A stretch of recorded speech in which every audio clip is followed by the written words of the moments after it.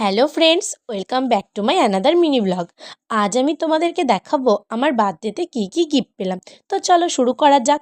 প্রথমেই দেখাই আমার ফেভারিট কালারের এই হুডিটা। এটা আমাকে দিয়েছে আমার একজন রিলেটিভ। তো তারপর দেখো এই ভিনেক কুর্তিটা, এই কুর্তিটা আমাকে দিয়েছে দিদি।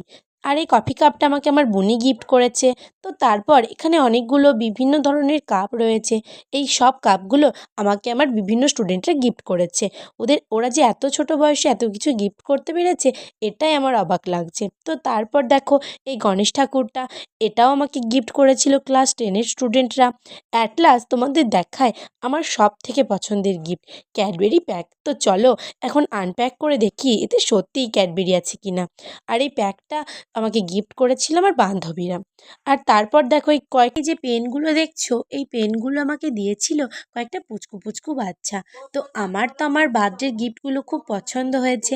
আর আমি এই ছোট ছোট গিফটগুলো পেয়ে খুব খুশিও হয়েছি। তোমাদের কেমন লাগলো তোমরা অবশ্যই আমাকে কমেন্টে জানিও। আর ভালো লাগলে চ্যানেলটা সাবস্ক্রাইব করে পাশে থেকো। টাটা।